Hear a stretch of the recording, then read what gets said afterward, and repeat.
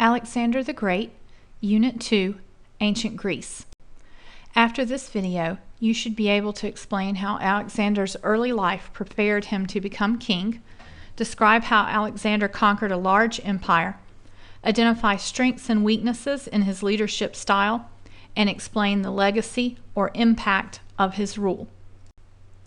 Background: Alexander was born in 356 BC to the king and queen of Macedon. Both his parents claimed to be descendants of gods. His father Philip claimed that he was a descendant of Hercules, or Heracles as the Greeks called him, and Zeus, and his mother Olympias claimed to be a descendant of Achilles, one of the Greek heroes of the Trojan War.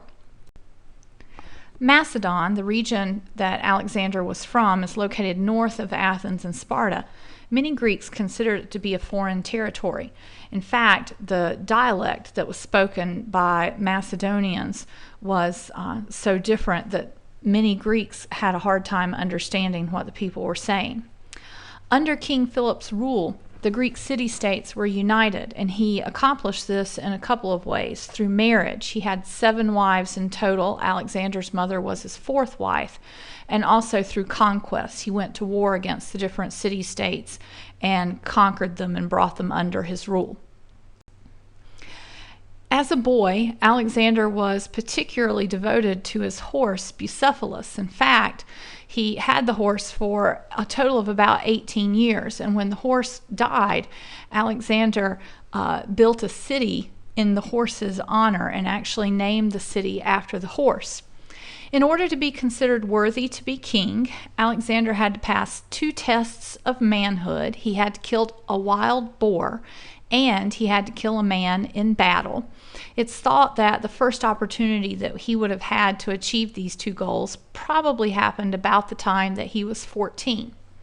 In terms of his education, he was educated by private tutors. He played musical instruments, he enjoyed stick fighting, and he was also reported to be a very good runner. As a young man, Alexander was tutored by Aristotle, and his education under Aristotle focused on science, politics, and the study of morals. Aristotle gave Alexander his own personal copy of the Iliad on a scroll, and this was one of Alexander's most treasured possessions throughout his life. He read the story of the Trojan War over and over and studied it and really internalized the things that happened there. In addition to his formal education, Alexander was also interested in religion, mysticism, and superstition. This was likely at the influence of his mother. And when Alexander visited the oracle at Delphi, the prophecy concerning Alexander was said to be, "Young man, you are invincible," which would certainly help to describe how Alexander saw himself well before he became king and ruler. In terms of his pathway to the kingship, he became a regent at the age of 16 under his father. When his father was away, Alexander would be responsible for overseeing the court, meeting, visiting diplomats, dignitaries, leaders from other empires. He was also in command of the cavalry in battle against Athens and Thebes when his father was going up against these city-states to bring them under Macedonian control. And after these battles, he was chosen to lead the Guard of Honor when the hero's ashes were returned to the city. And it was Philip's intent with this action, making him the leader of the Guard of Honor, to communicate to his troops that Alexander would be the next king, even though technically Alexander wasn't Philip's oldest son. Macedonia, under Philip's reign, becomes the leading city-state in this Greek empire. Philip organized a League of Corinth that had an association of these city-states to protect each other, and he planned an invasion of Persia as revenge for the Persian attacks on Greek city-states that happened almost 100 years before. He had as a goal to liberate the Greek people in Asia Minor, which is modern Turkey, from Persian rule. Philip never is able to reach those goals because he was assassinated at his daughter's wedding. In fact, it was Alexander's only full sibling, Cleopatra, where Philip was assassinated. Thus, Alexander became king at the age of 20. As king, Alexander almost immediately had to put down rebellions from various city-states. People weren't sure that this young man had the things that he needed to really rule this empire.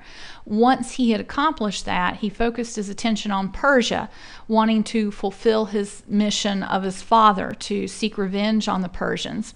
And when he lands in Asia Minor, one of the first things that's reported to have happened is that he encounters this object known as a Gordian knot, and it was said that the person who could untie this very complicated knot would be the ruler, the unifier, the king of Asia. And Alexander, according to legend, took his sword, sliced the knot in half, and demonstrated that he was ready for the job. Conquering Asia Minor, Alexander won significant battles at the river Granicus and Issus. He had a superior army in each of those battles that outnumbered the Persians and was seen as a liberator by most of the Greeks that he encountered in Asia Minor. However, at Tyre and Gaza, he ran into some significant resistance, and what he did was besiege or encircle those cities and basically starve them into submission. And then once he had accomplished the defeat of the cities, he tortured and crucified people who refused to surrender and put their bodies on public display to be an example to others. From Asia Minor, he moved into Egypt and was also viewed by the Egyptians as a liberator. He showed great respect for Egyptian traditions, offering sacrifices at places that they considered to be religiously significant, and may have even been named a pharaoh. He founded a number of cities which he named for himself, maybe the most famous of which was in Egypt. He called it Alexandria, and it becomes a major cultural center of the ancient world. In defeating Persia, he fought a decisive battle at a place called Gaugamela.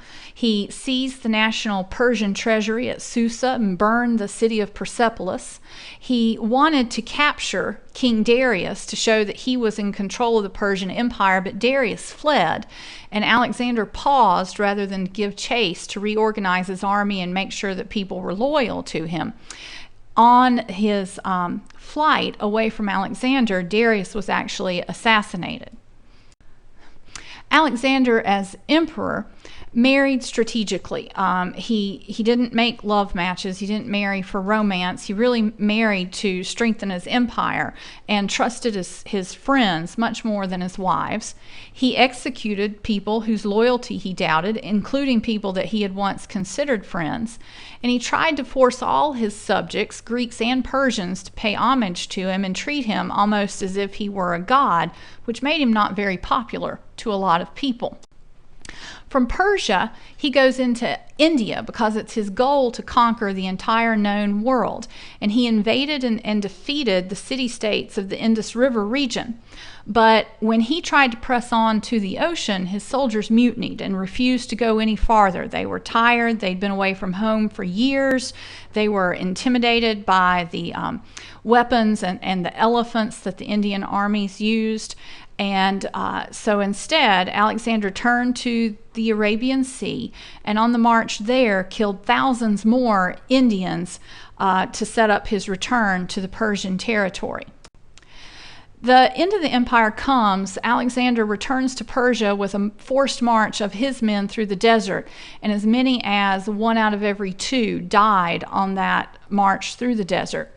Once back in Persia, he's haunted by rumors of rebellion and even plots to murder him, and he endures a second mutiny. Now, in all of this, he's making preparations to perhaps invade Carthage and to invade Arabia and expand his empire. But at the age of 32, he contracted a fever of sort of mysterious origin and died without naming any successor. His empire was eventually divided and conquered by Rome. So what's the legacy of Alexander? Well, he controlled the largest land area to date, 21 modern nations in all. He spread the Greek language and culture, which enables really the Roman Empire and the Christian religion to spread in the years following his death. But he's also remembered for his cruelty and his violence. To this day, his name is associated with being a thief in the areas that were in the old Persian Empire.